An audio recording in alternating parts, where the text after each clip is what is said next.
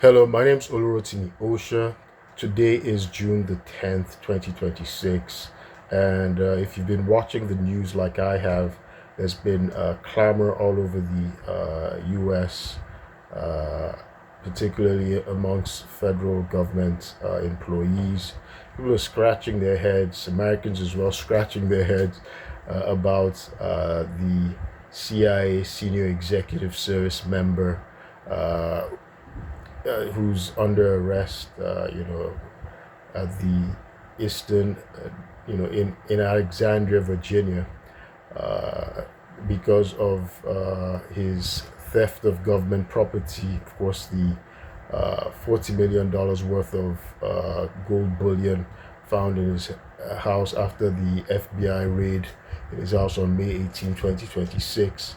But apart from that, people are also quite bemused and astonished about the fact that somebody with an entirely fabricated resume uh, not only infiltrated the CIA, but also made it all the way to the highest level, right? Rising to be a member of the senior executive service, spending 17 years in the CIA and creating fake spy programs. Of course, that's CIA senior executive official David J. Rush. Today, what I want to do is provide some kind of insight regarding how he may have snuck through and invaded the rigorous vetting system. Not that I, you know, the reason I'm doing that, I'm not a member of the intelligence community. I don't work for the CIA, but he holds a top secret TSS CI. I hold a top secret TSS CI as well, because I worked for the Pentagon, right? I was a John S. McCain Strategic Defense Fellow. I worked for the Pentagon in the Office of the Secretary of Defense, and I also worked as an auditor in the Department of the Navy, right? So in a classified area. So uh, I went through a rigorous vetting system. There are layers, there are levels, and everybody's like scratching their heads about how did he evade uh, these several uh, independent layers, right? That should ferret out infiltrators, people who are not supposed to be there.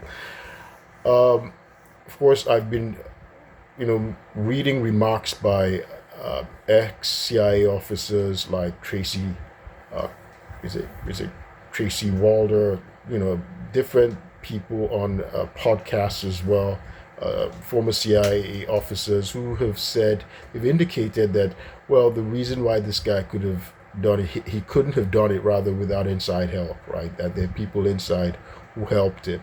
And so I guess that's what the FBI investigators are going to be trying to ferret out, people in the system that helped this guy pass through and invade the vetting system, undermine the vetting system, for almost 2 decades. Um, you know, the if it were a case of luck, right, or an incompetent, if it were an incompetent employee doing the vetting, right, somebody just not doing their job, because there's several layers, right, and just the length of time that he's gone through the process, right? He would have gone through multiple layers of these several layers over an extended period of time, right? The probability of evading, right, detection, right, at just one level of vetting, right, is extremely low, right? Say less than 5%. It's like you're doing a Hail Mary, right? If you're waiting for somebody not doing their job. But over such an extended period of time and over multiple layers, right, of vetting, then there's something going on. There's something, because he can't do it on his own, right? He's not the person conducting the vetting himself. It's people in uh, within the HR, within the vetting process. There's some that are permitting him and working with him to evade detection, right? That's what happened. And I'm going to do this from my own perspective, my own experience. I was in the Navy, and he was in the Navy. He spent time in the Navy before he joined the CIA, right? He joined the Navy in 1997. I joined as a civilian, by the way. I've never been in military, worn the uniform, but I was a civilian. This guy was, he joined in 1997 as an enlisted service member, and of course in 2009 he eventually joined the CIA after two initial failed attempts. He first failed in March 2006, then he failed in November 2006. Ultimately, in 2009, he was successful. Now, if other people vetted, because your records are retained by the federal government, right? If they had seen, they would have noticed the red flag, the discrepancies, because all three times he applied, there are discrepancies. He gave different, divergent versions of his resume, right? So the red flags were all over the place. It's not rocket science, by the way, when they're doing a vetting, when HR, because are checking, your credentials, that's basic. Checking your academic background. They just have to call the school, right? That's all they have to do. Call the school, verify the transcript, verify the attendance. That's what the schools do. So this wasn't done. Chances that he had people in these schools signing off on him are extremely low, right? That probably didn't happen, right? So it's people within the HR system, the vetting system. That's where the problem, lies. And of course, the investigators are going to be ferreting these people out. So let me talk about my own experience with the Navy. Um, in particular, when I joined the Navy, I'd spent time as a McCain Fellow. Then I went somewhere else. I was working as in DC Federal Credit Union. That's on the federal government. I was working there. And then the Navy, I went through the hiring process for the Navy. And they took a while. They took a long time because when the HR person first reached out to me, the HR person said, well, that they were considering me for a GS-12 position. So eventually, when I got the offer, I initially got an offer for a GS-11. Then she was trying to persuade me again to accept a GS-9. This took a very long time, right? And her boss, there was a director in the HR who called me. At that time I was working, I had a job, so they would interrupt me with these numerous phone calls, trying to persuade me to accept a lower level, right? Even though under the rules, right, OPM, that's Office of Personnel Management, they have standards, right? That if your education level, right, corresponds to a certain salary and a certain GS level, GS, that's general schedule, right, in the Federal Civil Service. In fact, I read the affidavit of the special agent who filed the case against him in the U.S. District Court for Eastern District of Virginia. That's Special Agent Matthew T. Johnson. And he indicated that from his experience, and again, it's Office of Personnel Management rules, in the federal government, in order, your education level corresponds to higher salaries, right? So corresponds to your salary and your level, right? So a higher and he expressly said a master's, for instance, would give you a higher salary than someone who doesn't have a master's. That's OPM rule. In the Navy specifically, for auditor, it said that if somebody has a master's level, right, in the specific job for accounting masters, then you could get in as a GS-9, right, as a GS-9. The federal government, and that specific job also says if you have a doctoral level education, whether it's a PhD, or I've done a video explaining what a PhD is versus other doctorates, right? Or Juris Doctor. I hold a Juris Doctor, right? As of that time, I held my Juris Doctor. I had graduated as 3 years, or some doctor level, JD. It can be MD. They don't care. doctor level because you've attained some level of expertise, right? And you can teach yourself, right? Professional doctorates, they don't specify some kind of doctoral level. The federal government says then you should be at a GS11, start off as a GS11, right? You shouldn't go below that. So these people were trying to persuade me, gaslighting me, saying, well, that yes, they see the doctorate, the Juris Doctor, which qualifies me for the GS11, but they have a requirement. They first gaslighted that that the requirement says that, oh well, they should have a doctor a doctoral level, right? Plus 1 year experience as an auditor. That's not what it said. It said or, right? And I can read, and I just pulled it up because these things they were saying, they're laws, right? They're guidelines. You can't just pull it off, pull it out of their heads, like you're pulling out a rabbit from a hat. No. So I read it back to them, gave them the information, and no, it says either or. But if you're saying that it has to be both, it has to be and, not or. But I actually qualify because I have at least a year of this auditing experience. And then they now came, they just said gaslighting, that they don't want the auditors to get in trouble with the auditors. And then they were saying it's the management that doesn't want, and blah, blah, blah.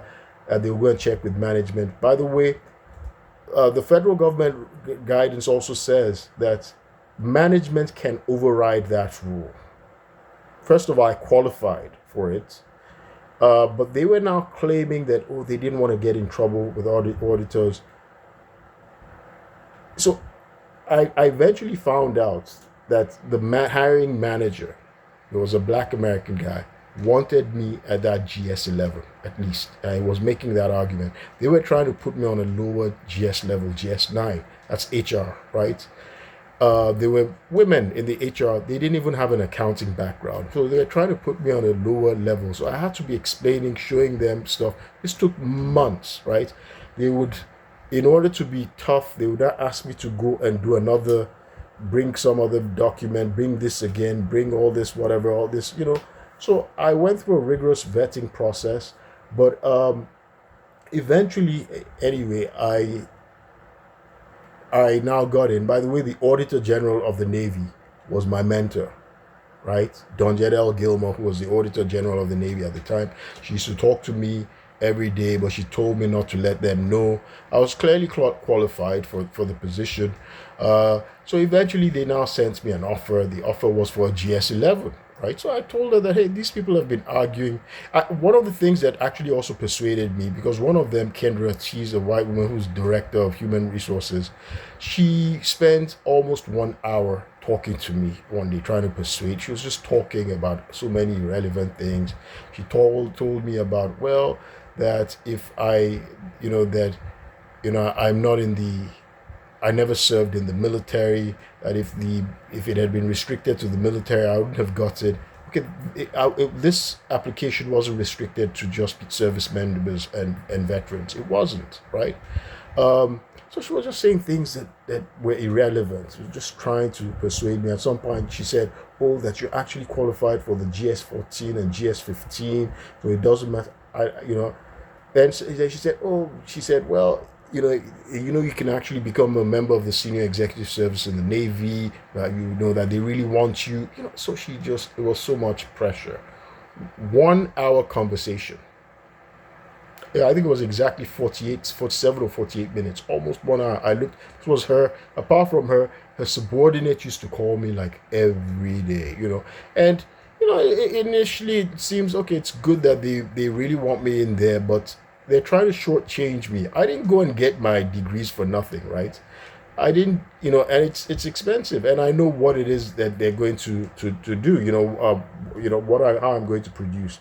But in any event, eventually, they send me the consent for the acceptance for GS11, right? So I went through the process, GS11, went through.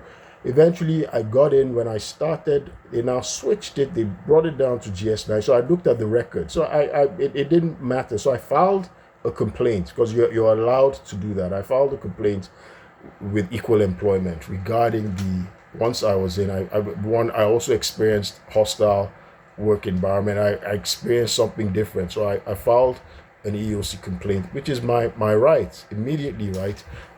Because of, you know, I'm not going to get into the details, but one day I was now going through the system, because in this system, when you're in, you can see your profile.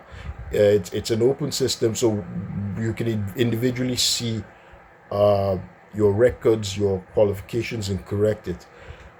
HR had gone to misrepresent my credentials. They now put that the highest level of education I had was a master's, not a Juris Doctor, not a JD. They only put two degrees there for me. Of course, I didn't expect them to put, all the other degrees. I have three bachelors. I don't expect them to do all put all those three. It's not relevant. But they don't pay you if you have three masters. They don't put you on a higher pay scale or a higher level. But if you have a higher level of degree, a Juris Doctor, Doctor of Law, is higher than an MBA. I have an MBA. They put as my highest level of education as an MBA, as a master's, not a JD. So to justify putting me on a GS9. But that's a falsification of government records. That's a violation of 18 USC section 1001. So I reached out to the HR, the director of human resources, and I said, look, I noticed it says my highest academic level is a master's. We went through the screening process and the entry process through, I think it's through Office of Personnel Management, because you submit everything, your credentials, they validate your level, your credentials. But somehow HR had misrepresented, understated my credentials, and put it that my highest level of education is a master's. I asked if she could kindly correct it. So she asked me to correct it myself. And in fact, on that website, the system for the records, personnel records, it says that misrepresentation is a violation of 18 USC, blah, blah, blah, section 1001. If they misrepresent it, it's actually a federal offense up to imprisonment. Here is HR. They've understated my credentials because they don't want to put me, a black man, or they see me as a foreigner. Even though I'm an American citizen, they don't want to give me that higher level that I earned, that the government says that they should actually place me on. So she asked me to correct it myself. So I corrected it and added the additional, the Juris Doctor that they failed to do. But this provided insight. The fact that HR falsified my records, even though it was there, they downgraded it, they understated it. So if they can understate the records of a candidate, I know they can inflate the records of a candidate or create a record that doesn't exist. So that's my take. I'll do more and discussing the falsified credentials of David J. Rush. My name is Olurotimi Osha, and I will keep you posted. Thank you.